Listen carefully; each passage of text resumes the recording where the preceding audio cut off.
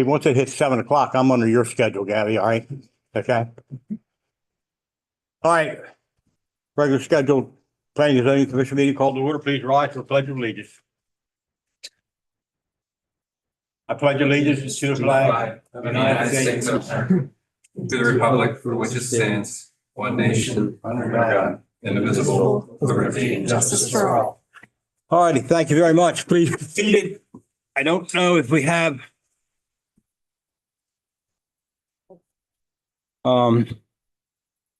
mic on or not. I just texted him, so he is, because he texted me. Okay, well, So he's gonna join us. we're working in that order.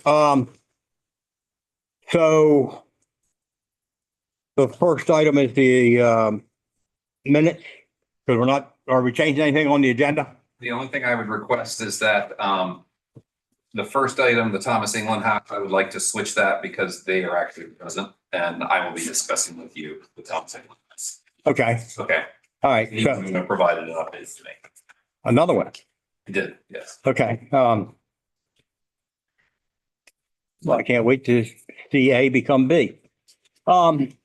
Is there a motion to approve the minutes from the previous meeting? I'll make a motion to approve the minutes from last week or last meeting. All right, we have a motion by Mr. Reed, second by Scott. My choice. Any questions? All those in favor say aye. Aye. Opposed? So carried. Thank you. Aye. McGrath, Hello. we just approved last month's minutes, so we are now down to number 7 because we switched. And we're going to have the public hearing to consider the following application for a conditional use. So, Mr. Rothwell. Thank you, Mr. Chair. This is an application from Telos Properties LLC at 27 East North Street. The applicant is requesting conditional use approval to construct 2 semi-detached dwellings on an existing 0.257 acre vacant lot. This conditional use application was duly advertised in the Delaware State News on January the 7th. It was advertised, should be January 13th, I'm sorry. Town hall on the subject property and mailed to the property owner and budding property owners. This particular application, as shown on the screen, there's a series of blocks that kind of radiate out from our 4 corners that are zoned CC, Central Commercial. So Central Commercial is a mixed-use zoning district. It allows everything from retail, commercial, mixed-use buildings, offices, institutional use, some institutional uses, and residential uses. And however, the preference is given towards commercial and non-residential type uses. So recognizing that you do have a lot of houses, it allows single-family dwellings, 2-family dwellings, semi-detached dwellings, townhouses are permitted by what's called a conditional use to allow the town council and the planning commission to weigh whether or not a commercial use would most be suitable to these particular properties. As you radiate away from the 4 corners, it can be argued that on certain streets, it's not as feasible and less likely to have a commercial use compared to a residential use. So the applicant this is a very, I think everyone would recognize that this is a very unique parcel, very uniquely configured parcel. It is done at a approximately 45-degree angle that essentially connects up on the southeast face of East North Street, almost at the intersection of North Lincoln Street. It's a vacant lot. Originally, it was a single-family dwelling, which was demolished in 2008. The former two-story dwelling was demolished. All of the, if you go on North Lincoln Street, that, with the exception of Lincoln Place on the very southern corner by Centennial, all, it is essentially surrounded by single-family dwellings. Once you face on North Main Street, going down almost to, essentially going down all the way to East Mount Vernon, all of those lots are served by single-family dwellings or single-family dwellings that have been converted to multifamilies that have a couple different apartments in them.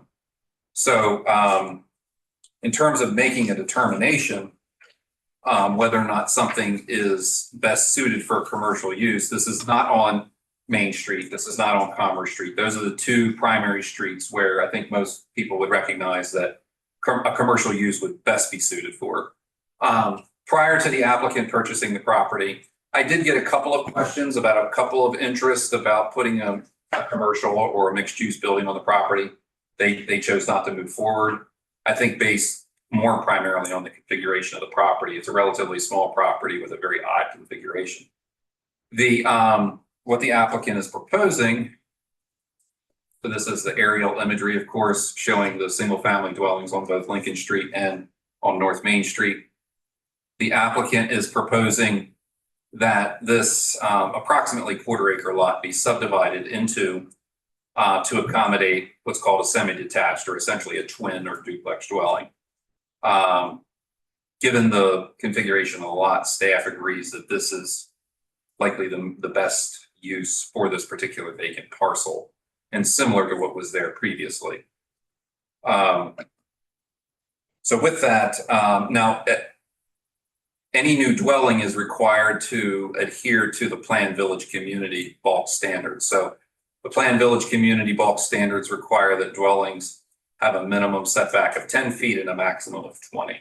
So essentially that would be to fit in with the character of the downtown neighborhood. So, and the applicant in this particular instance would adhere to that. What is being requested this evening is to be able to do a semi-detached dwelling. If that use is permitted, recommendation given by the Planning Commission and approved by the Town Council, the applicant would then go through the minor subdivision process to subdivide this single lot into two lots, and then they would get a building permit to construct both dwelling units adhering to the required bulk standards.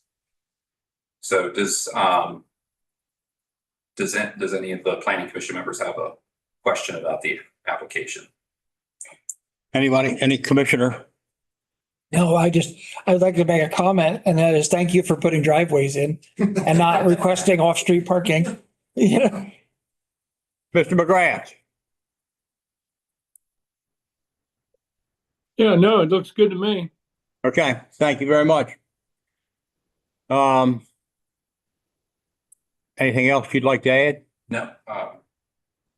Any comments?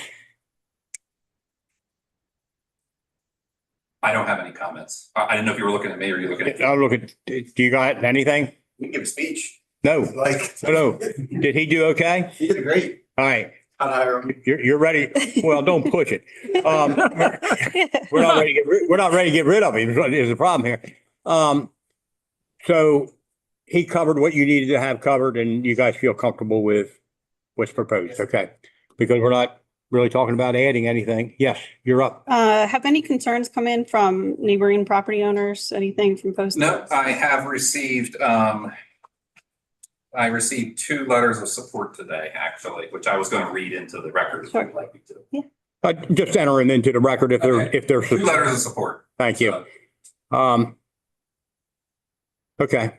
And, you know, with that said, I mean, basically looking at it, we're recommending it to council for them to go ahead and approve this, to allow it to go forward.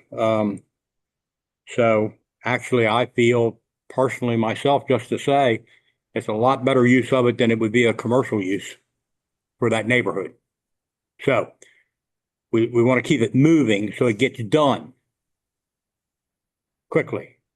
Is there a motion to approve or make the recommendation to council for approval? I'll make a recommendation to approve to council to move forward. All right. Is there a second? Second motion, Michael McGrath. Thank you. Any questions? All those in favor say aye. Aye. Aye. Opposed? So carried. Thank you all very much. You may stay or you may gracefully leave. Thank you. Have a great night. No, we will. Thank you. So the. You're throwing me off. You had no highlights. I did not. All I right. did not. It was pretty So, straightforward. You know, I'm on my like fifth meeting now. This is the kind of thing I would love to see come to us more often. Yeah. They've got yeah, driveways. They're not it's asking for right, on-street right, parking. right, They're like, right, yeah. they're reasonable, Yeah.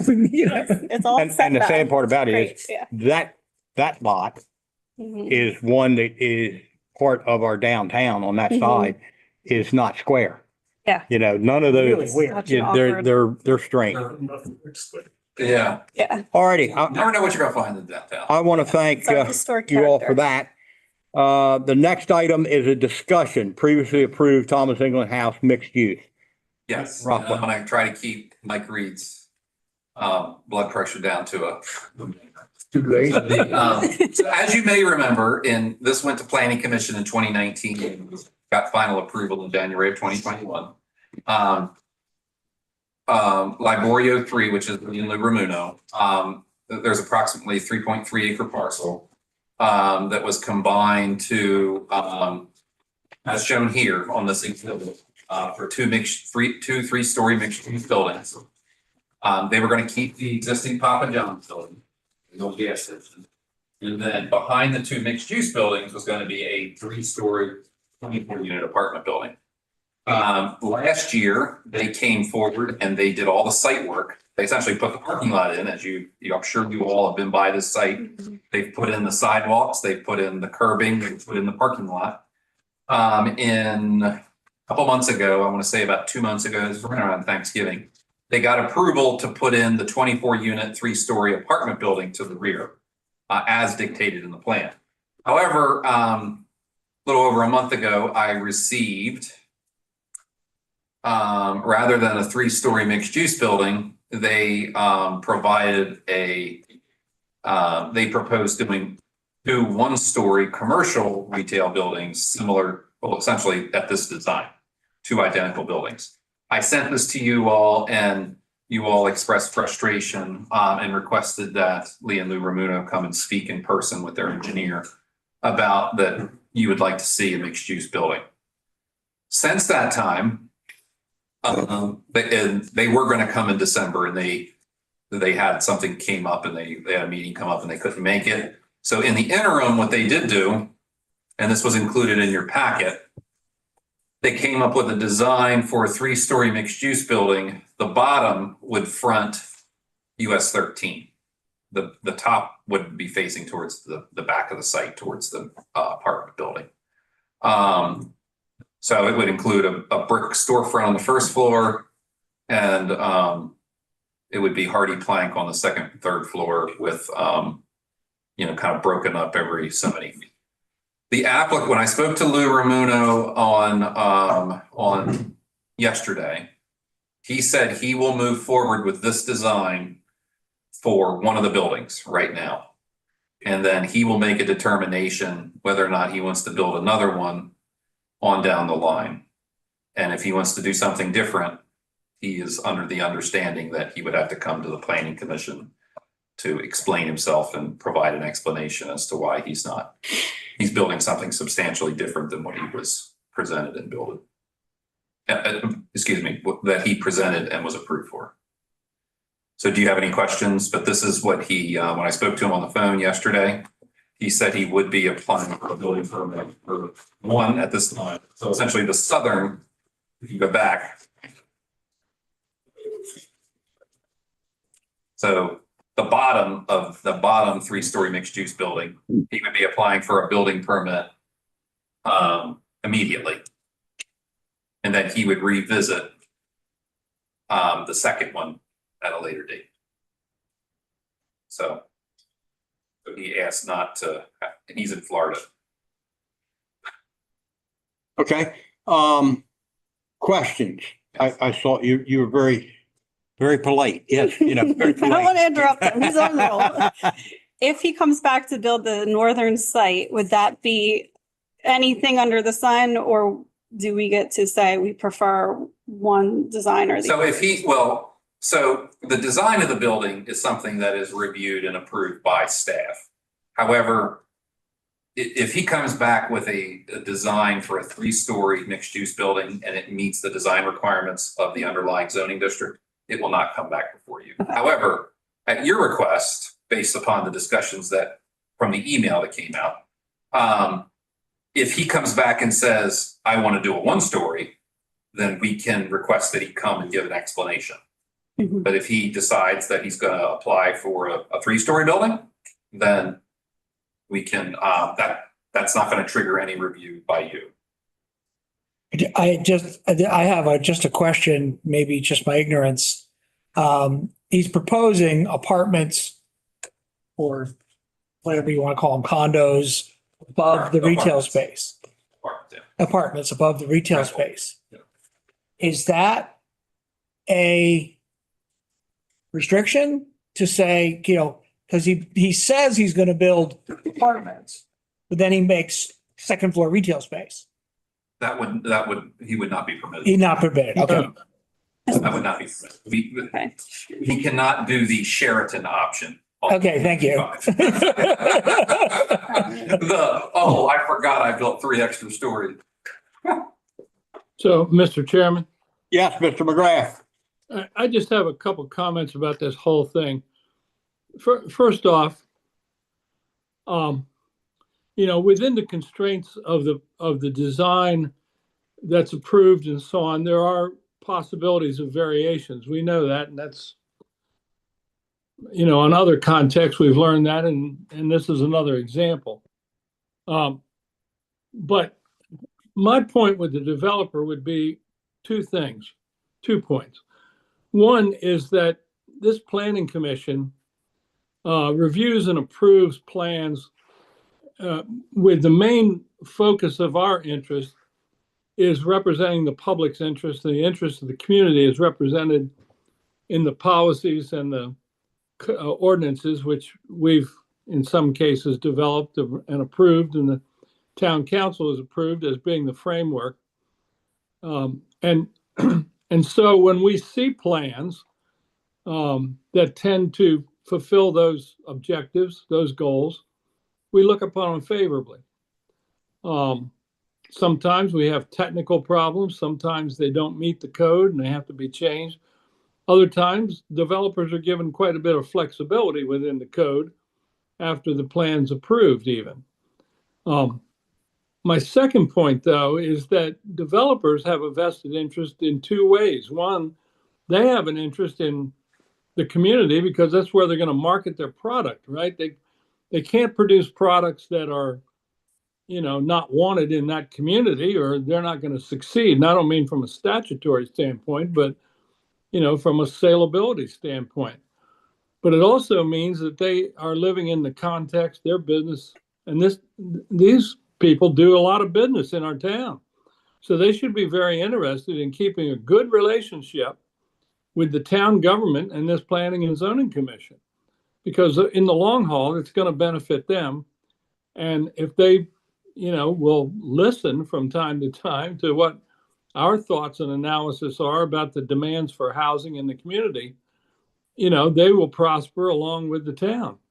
And so I'm sort of concerned about these kinds of changes after we've already reviewed and the town council's approved and everything's going forward. And then a developer says, well, within the constraints of the law, I can do the following, which is different. That really doesn't benefit anybody, I don't think. And then the last thing I'm going to say is that our interest in the long run, and I've talked with Jeremy about this and even a little bit of discussion with Barrett, is, and this is apart from this particular case, is that we might want to look at, future changes to our ordinances that make provision for affordable housing. Look, we know that both in this community, across Delaware, and throughout this region at least, affordable housing is a serious public policy problem. It's an issue. And as our demographics change, we know what those demographics are. I don't, we can't always, it's easy to say, well, developers will build what people will buy. Well, developers, that may be true, but my experience of long time working with developers is that they try to maximize their profits, and there's nothing wrong with that, but that may not always meet all the community's needs, right? And so I just say that in this case, at least in my personal interest in this, I look favorably on this whole project because it not only met our standards for trying to create mixed uses with possibilities for people, dealing with commerce by walking or nearby to where they live, mixed use that provided some apartments that hopefully were affordable, and so those things were all very positive. Now that it's changed, I have to tell you, my outlook on this project, if it doesn't go that way, is negative. Now, it may not be a legal statement, but it's, as I say, I think we all need to get along here. So I think developers need to be made aware, if they need to be, that it's to their benefit to get along with the commission, get along with the town council, and get along with the community. And we may need to look at some ordinance changes to, like some jurisdictions have already done. I know in New Jersey, it's been done for many years in some of their counties, where there's a certain requirement, once you reach a certain level of development, that a certain number of the units be made affordable according to the local standards of affordability. So we might want to look at that too. And these are apartments, as I understand it, it won't be a condominium arrangement. So hopefully it'll be something that'll meet some of the needs of young families, senior citizens, underemployed people, which we probably got a lot of those in Kent County, we know, based on our median household income. So, those are my thoughts, Mr. Chairman. And I think we just need to, well, if we have a discussion in the future with this developer, I'd like to remind that developer of some of those concerns. Thank you. Can I make a quick comment on what I had said before about changing the use of a building? I don't have a second floor plan. I have a retail plan. In the packet that was given to us, I have a first floor plan for the retail space, and I have a third floor plan for the apartments. So when, to answer your question, when the site plan is approved, okay, that is approved for essentially what is shown here. So 11,675 square feet of commercial space and 48 dwelling units, which are 12 second and third floor units in the two mixed use buildings. So a total of 24 apartment units in the mixed use buildings and 24 units in the apartment. So that locks down what the uses are, but the site plan doesn't necessarily dictate. They then have to apply for a building permit for essentially the envelope of that building. Okay. So, Which we don't. We don't, right, no. I don't know, but I just given reputations and given the Yeah. conversations that we're having, Yeah. conversations that Yeah. I just want to make clear, are on the record, Right, okay? On the record. okay. Yeah, and to your point though, and I'm sure Jeremy does this, I'm absolutely confident. This commission and the planners of the town need to be in constant communication with the building inspection department too. Because as we've discussed, anything from, landscape plantings to wall configurations, they all come down at the end of the day of building inspections.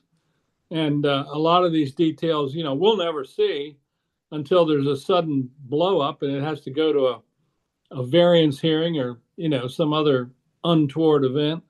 So I've always thought in my career as a land use planner, need to be in constant communication with the building inspector. So everybody on our side of the table is, singing from the same songbook. So essentially, just to do a rehash in terms of, I think we know where we're at, Jeremy. I really do on this.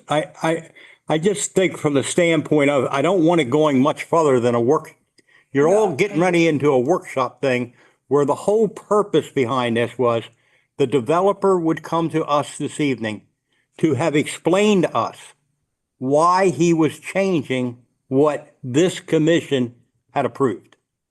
Because the bottom line here is, it's what I sometimes remind the commissioners on. When we zone something, a zone, and they say they're going to put the XYZ building there, and 3 months later, they put the ABC building, and you go, that's not what I wanted. Well, you don't have a choice because the zone says it's allowed. Well, guess what? That's what the issue is here. I don't think there's a one of us that wanted the Carter Road single-story buildings fronting US 13 here. But guess what? We approved this to allow that to be there. That isn't the site plan we approved, but that use building can be approved. And that puts us in so I wanted to hear from the developer why he was doing this. Because I will say, and I've thought about this, after almost 40 years on planning and zoning, board of adjustment, and council, this is the first time I remember a downsize to a project. I mean, it's just the first time. And I would have said that this evening to the gentleman. I just don't understand. Now, I would imagine I would have heard economics. Okay? But, so I kind of lean toward the fact is, we even changed the process, and Jeremy, I look at you because you were instrumental in it, to make sure that we didn't get to this kind of point. That we have a process that they come in and they say, this is what we'd like to do. And what do you call that first committee they meet? Concept. Yeah, the concept, and we go through that whole process. We didn't have this when we had one meeting. We actually had 2 meetings with him.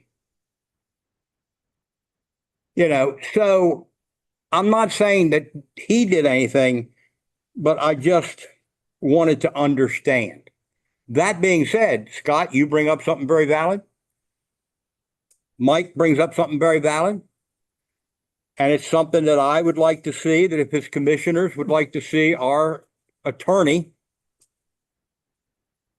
look at the fact is, what guidelines can we put in on projects being downsized?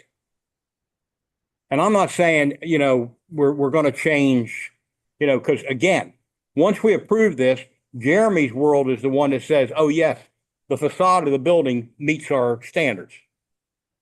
But I'm saying is, if you're going to go from 3 apartment buildings to 1, and we all were excited about 3 apartment buildings, why? Because maybe back in concept, we could have handled this better. Or then my attorney could tell me, you don't have a leg to stand on, Biff, or that's the time that you shut the operation down. That you don't rezone it. That whatever because how many times do we have something that comes through, they say, I'd like to do this, but I need the zoning changed. This wasn't a zoning change. I understand, but I'm just saying that we have to have some mechanism, and maybe this is the only time it'll ever happen. But that being said, We can definitely look at an ordinance amendment to, again, as you pointed out, this is not something that we usually deal with. Usually it's people wanting to go Bigger. beyond what they've gotten, right? In this instance, it's unique, but we can look at putting some protections in place so we can, come back for. Change of When Barrett and I- concept. When Barrett and I spoke, when we wrote section 7 of the ordinance, which is essentially the site plan process. When we wrote that process, can't remember, 2022, maybe, I think, early 2022. We have a section for how site plans may be amended and what would trigger a re-review by the by the approving authority. right, The language in there states that if it increases by a certain percentage, and I can't remember the exact language, if it increases in size by a certain percentage, then it has to come back to whoever approved, whether it's the council or the planning commission, for reapproval, essentially an amendment to an already approved site plan. What we can potentially add, and maybe Barrett and I can come up with language, is if something a little bit more vague, which I don't want to get us in trouble, but something like if something that would significantly change the character of the approved development, something along those lines, because a one-story retail building is very different from a three-story mixed-use building. And something that would give staff the ability to trigger an amendment process that would require it to come back to the planning commission. And I believe that you're looking at that and understand you're being cautious, and which is, you know, and Barrett won't now say anything because he'll be utterly cautious. But I do like the idea that what you're saying is to the developer that they'll know upfront also that if you make a change this way, you're going to have to go back to planning and zoning and back to the council, because I don't want to be bypassed. I don't want them just going back to council if it's what is it, lay A or whatever, you know, what a site plan. I want them to have to come back here. Yep. You know, and I'm not trying to hold their feet to the fire, but I'm also, it may be something that in the future, a developer may go, I really don't want to do that. I really don't want to do that. Right. So if to the commissioners, if there's no one has an objection, because, you know, when we do these kind of things and ask Barrett to work on it, Jeremy doesn't cost us a dime to send his suggestion to him. But, you know, we're paying for Barrett's kids to go to college. Now, after what I read today is get them to, where is it, Yale? Yale. Yeah, you know, where they're going to get free, you know, well, you might make more than that, but anyway. So I really, no objection.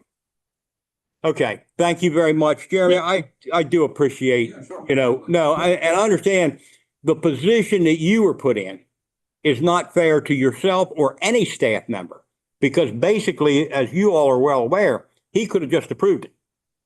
Mhm. Right? And then we all would have been riding by going, okay, you understood what I was going to say. All right, good. There. Yeah, All we right. filled it in. Mr. Chairman? Yeah. Well, one last thought from Mike McGrath is I think what we want to do, right, and what you've just been discussing with Barrett and Jeremy is we want this to go from an administrative to a deliberative process, right?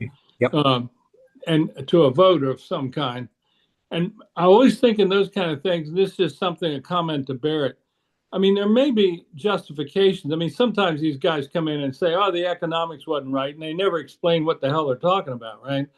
And they think that as long as they say something, right, it makes it all good. I mean, if they could bring in, for instance, if this guy had come in and said, look, you know, we built 100 apartments last year and we've only rented 50 of them. And we just decided, you know, we can't rent apartments in Kent County. There's too many. That would be one thing. But if he just comes in and say, oh, you know, we've decided we're carrying enough debt so we can't finish this project, well, that's more or less, you know, developer standard BS. So I think if we can build something into these changes we're talking about that at least gives us an opportunity to hear a legitimate explanation, then you know, I'm all in favor of it. All right, thank you. Anything else, Mr. Rothwell? Nope, That's it. you're good. Yes, We don't ma'am. have any applications for next month. The next application that I am expecting, I have two applications that I'm expecting. One is Ducks Unlimited at recently purchased 129 North Union Street, the old, I think it was a cannery and a button factory at one time, then it was a town electric building. They are going to be doubling the size of their facility. I'm just waiting on the plans to come in. And Mr. Johnson, that you approved for the rezoning to corridor commercial for the old florist and daycare. You know, his potential mixed-use building, I would expect that in the next month or two. Those are the only two applications I'm envisioning at this time. I did get word that Applebee's is not moving forward, so you're not going to see Applebee's. So no good eating in the neighborhood, huh? So have Smyrna Diner. Yes, ma'am. It'll save me money. My kids love that Applebee's. So, if we are to work on an ordinance, I just wanted to hear if it would be grandfathering in some of the things like we've just passed, you know, the planned village communities, like if they could, you know, be grandfathered in, that they don't have to come back to us if they substantially change their, you know, sites. That's something that Barrett and I would. I don't know if that's a consideration, because I'd hate to see that come, you know, away from us, but. That's something that Barrett and I can discuss and come to a resolution. I don't know. Yeah, we can look at that. At a certain point, a project becomes legally vested. Yeah. And Barrett and I can talk about what's the appropriate trigger time. Mm-hmm. No pun intended, just, you know, the appropriate time that it becomes effective. So, You did pay attention to them classes, didn't you? I'm trying. Oh. No, you're not trying. That's good. and, you know, just to emphasize that, you know, sometimes when their architect comes to build a plan, they might get, it might be approved for a 130-foot long building, mixed use building, but when they go to design it with the hallways and everything like that and the units, they say, well, you know, 122-foot long building is more appropriate, you know, so they sometimes, there's a minor variation, but it's still a 3-story mixed use building. Yeah. So, and I think we would certainly want to keep that Yeah. flexibility for when they apply for a building permit, but not change the character of what is being approved. Correct. And along the lines of that, if it's what we're approving as far as apartments, pretty well aligned with what the building code calls for. What the zoning ordinance calls for, yes. Yeah. This particular zoning ordinance calls for higher density development where multi-story buildings are strongly encouraged. They're not required, but they are strongly encouraged. Okay. All right. Got anything, Mike? Want to add? Mr. McGrath, anything you want to add? Yep, sounds good. I'm done. You're done. That was done it. now. Okay. Scott, anything? Good. Okay. Just a few things. Jeremy, and I meant to send it today, but I was actually shoveling, which ice has not become my friend. Ah, what a mess. I'm hitting you blindsided. You don't have to answer, just it's something you could look into and report the next time we come back or whatever. The bus stop at the lab. I don't see the sign or the concrete pad they were going to put in. Don't answer that. It's just not there. Any information on our zoning books? Because like today I did reread on my phone, which is but you know, is that book still, I mean, are they planning on printing that or? Well, what we're waiting on is the company, we use MuniCode. And there's like a long delay in terms of when something is adopted and when it was, so some of these things haven't been updated yet. So I will talk with Danielle. Okay. All right. Thank you. But there's a couple sections that have not, unfortunately, and one of them is which was approved a long time ago, is the bulk standards table. Right. You approved. Yeah. Probably about a year and a half ago. Yeah. But that hasn't been put into code. So I would rather not I'd rather not print anything out that is not complete. No, I just, yeah, and I really believe that if it's online and it's, you know, there. It's not online yet. I know, but if it's online and ready to go, probably the next generation has no problem dealing with that. But I do at times like to have a hard copy. I do. That's just me. And as institutional memory starts to go away. The other one was, and again, I do apologize. I do try to let you know when I'm kind of, the email addresses. I spoke to the mayor about that. She said she was going to look into it. And Somebody sent me one. Yeah.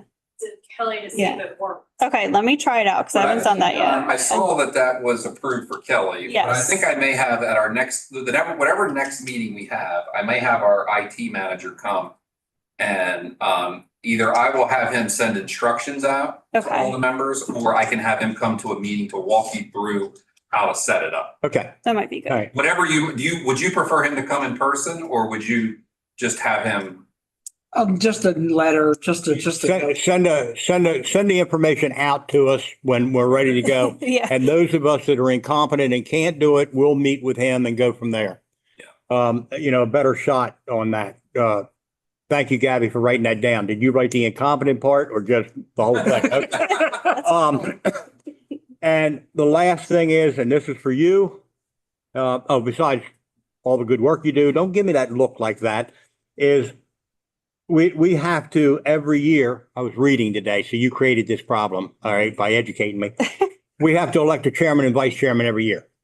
So I don't know how you keep the agendas filled out or, if there's certain things, but in May, at our May meeting, we should be electing a chairperson and a vice chair.